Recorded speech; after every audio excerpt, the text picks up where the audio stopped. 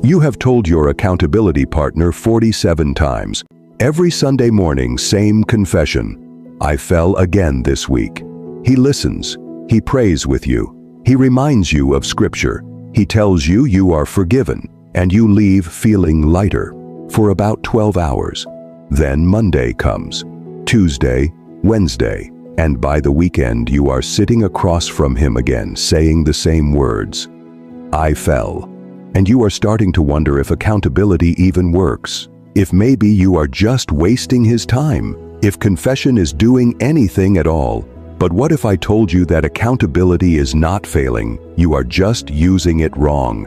And the way most Christian men approach accountability is actually making the problem worse.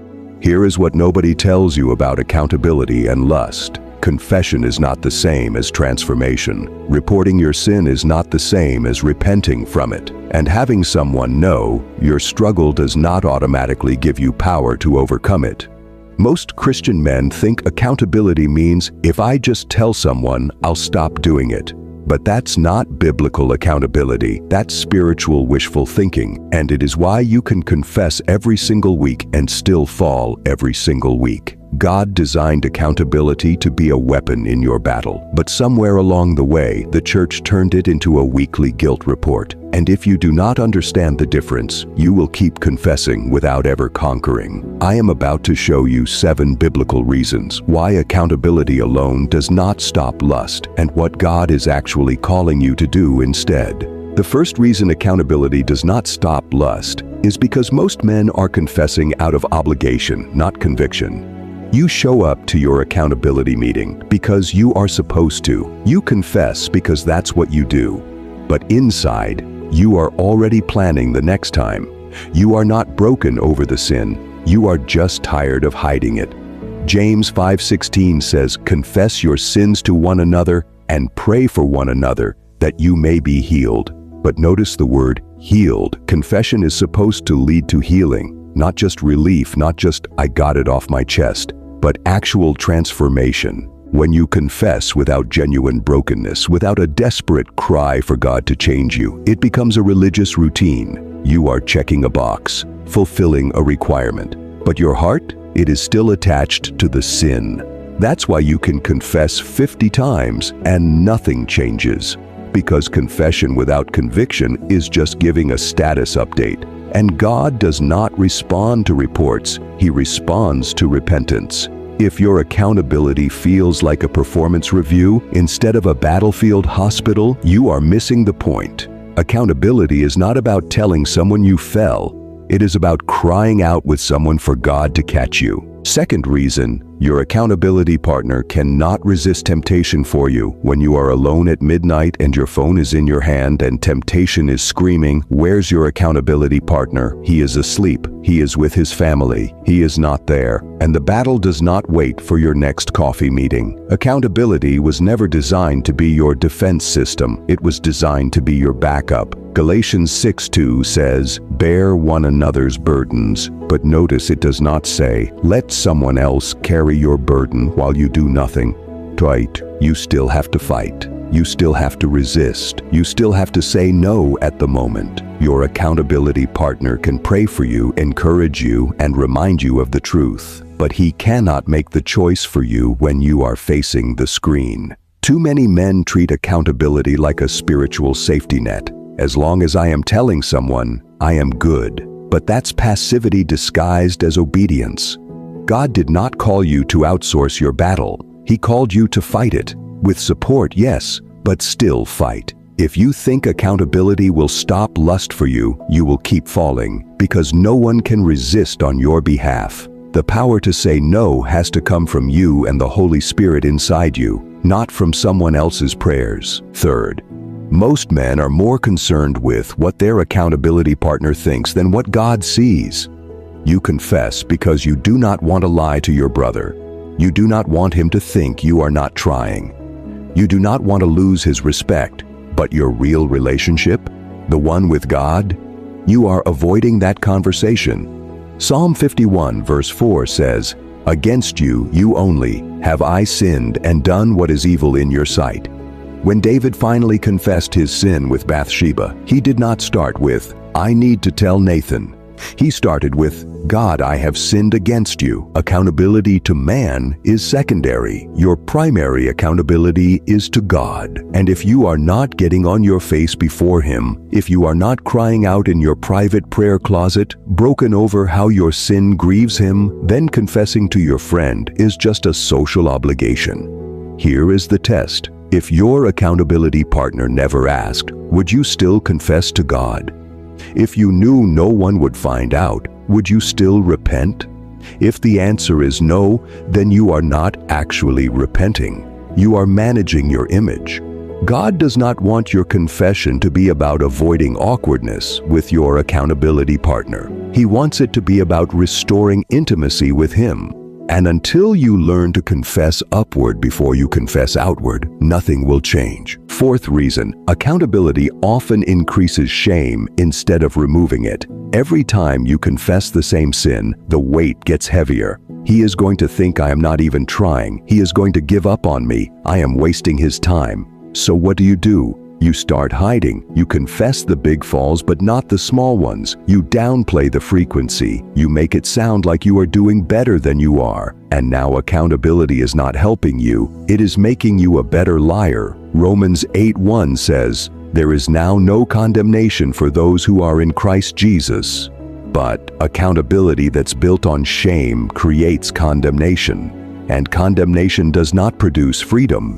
It produces hiding. When you feel like you have to perform for your accountability partner, when you feel like one more confession will make him lose respect for you, you stop being honest. And the moment you stop being honest, accountability becomes worthless. God never designed accountability to be a place of shame. He designed it to be a place of grace, a place where you can say, "I am still struggling, and here, so am I. Let's fight together." But if your accountability feels like a report card instead of a battlefield, shame will keep you trapped. If you are hiding more than you are confessing, your accountability structure is broken, and it's time to find someone who fights with you instead of judging you. Fifth, accountability creates external pressure, but lust is an internal battle. You do not want to disappoint your accountability partner, so you white-knuckle it through the week. You avoid triggers, you try harder, and for a few days it works, but then the pressure builds. The desire does not go away, and eventually you explode, because external motivation can only carry you so far. If your heart still wants the sin, accountability just delays the inevitable. Ezekiel 36:26 says, "I will give you a new heart and put a new spirit in you. I will remove from you your heart of stone and give you a heart of flesh." Notice God does not say, "I'll give you better accountability." He says, "I'll change your heart." You can have the best accountability system in the world, daily check-ins, software on your phone, a partner who texts you every morning. But if your heart is not being transformed by the Holy Spirit, you are just building a better cage. You are not becoming free. The goal is not to stop lusting because someone's watching. The goal is to stop wanting to lust because God is changing what you desire, and that's a work only He can do. Accountability can support it, but it cannot replace it. If you are relying on accountability to keep you in line, instead of relying on the Holy Spirit to transform your desires, you are fighting the wrong battle, and you will lose every time. Sixth, some men become so dependent on their accountability partner that they cannot function without them. I need to call him before I do anything. I need to text him every time I am tempted. I cannot make it through the day without checking in. And while that sounds spiritual, it's actually unhealthy, because what happens when he's unavailable? When he is on vacation? When he does not respond? You fall. Not because God was not there, but because you built your entire defense system around a person instead of around the Holy Spirit. John 15:5 says, "Apart from me, you can do nothing." Not apart from your accountability partner, apart from Christ. Your ultimate dependence has to be on God, not on a man. Accountability is a gift. It's biblical. It's necessary, but it is not your Savior. And the moment you treat it like it is, you have made an idol out of a tool.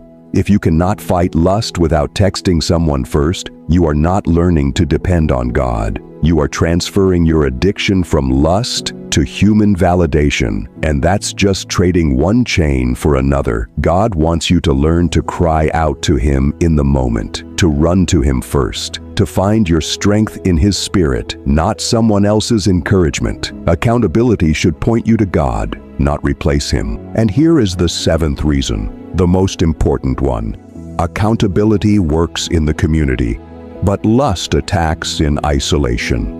Your strongest temptations do not happen on Sunday morning when you are sitting across from your accountability partner. They happen Tuesday night when you are alone, Thursday afternoon when no one is home, Saturday evening when you are bored and tired and vulnerable. And in those moments, accountability cannot help you, because the battle is happening right now, and you are the only one there. 1 Corinthians 10:13 says, God is faithful. He will not let you be tempted beyond what you can bear, but when you are tempted, He will also provide a way out. Notice it does not say He will provide an accountability partner to call. It says He will provide a way out. Right then, at that moment, you have to learn to fight in real time, not just report after the fact. You have to develop the spiritual reflex that says, God, I need you now, not I'll confess this later. Accountability is for after the battle. It's for processing, for encouragement, for prayer. But the battle itself, that's between you, God, and the enemy. And if you do not learn to fight in the moment, all the accountability in the world would not save you. So here is what you need to understand. Accountability is not failing. You are just expecting it to do something it was never designed to do.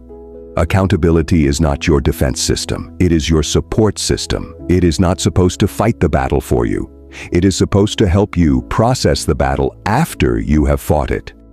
Biblical accountability looks like this. You fight. You resist. You cry out to God in the moment.